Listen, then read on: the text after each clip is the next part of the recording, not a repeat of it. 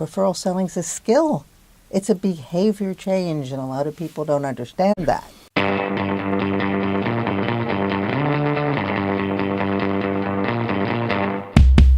Welcome back, Strategic Selling Group, and all my other followers out there. Glad to have you back, and I'm delighted again to have Joanne Black with me. Welcome, Joanne. Thank you, John. Hey, we had a great discussion to introduce the subject of referral selling last time. Yes. And this time I'd like to ask you how you go about implementing it, because I guess we're talking to both sales leaders, sales managers out there, as well as sales people. But it's not just individual salespeople that can implement it. Organisations should be thinking about this. So how do we go about implementing it? I say it's simple. It's not easy. Otherwise, everybody would be doing it, and we wouldn't have the competitive differentiation we have. One of my colleagues said to me, Joanne, well, I just go tell my salespeople to ask for referrals. And I say, how's that working for you? Well, dead silence. So like most things, it is a process. So number one, it needs to be a priority. And that word is singular. That means it's our number one outbound prospecting strategy. Right.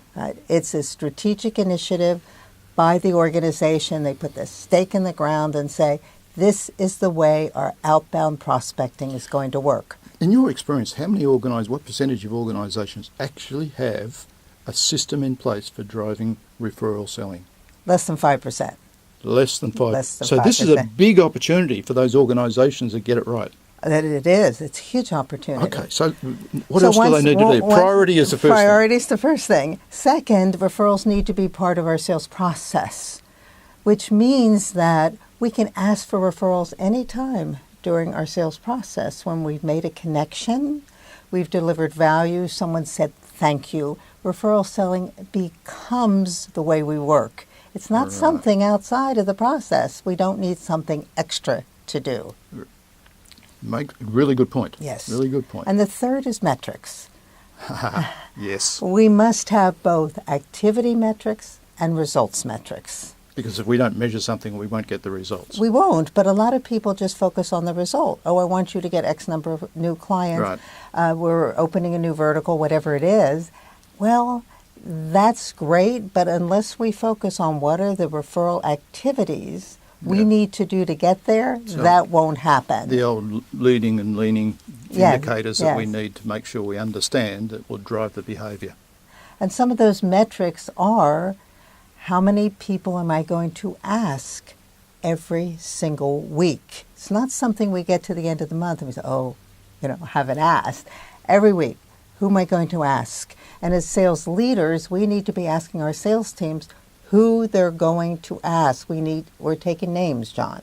We're taking names. And I had a discussion with you offline here that this applies to, if you're selling to small business or you're selling to big business, you might have one account. And I know people that sell into one account and that's their whole territory. Well, they need referrals in that account too. So the same system applies. Absolutely.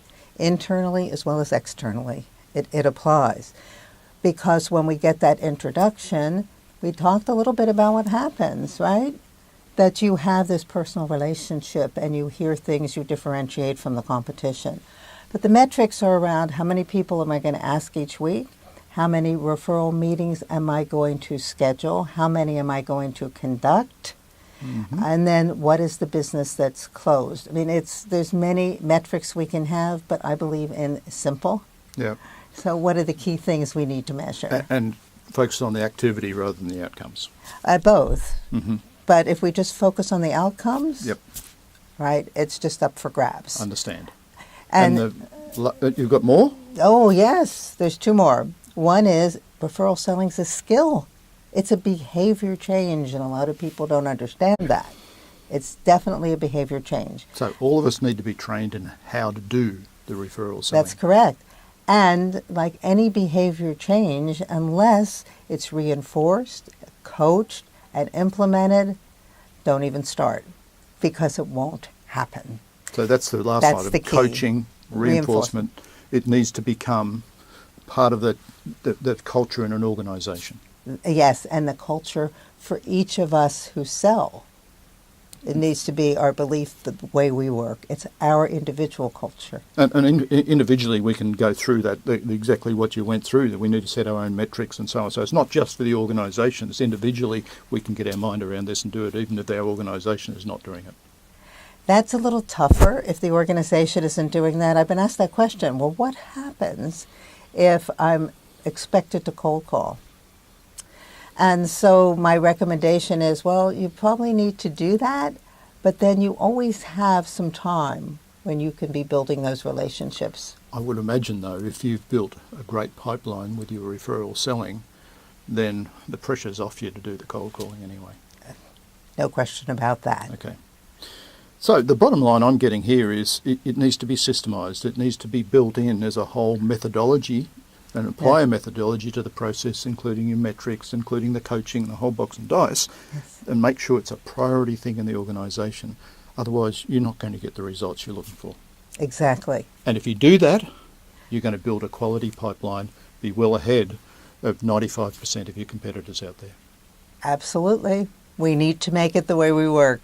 Thanks, Joanne. That's great advice. I hope you got lots of value out of that. More to come from Joanne. Really appreciate spending this time with you. It's terrific, John.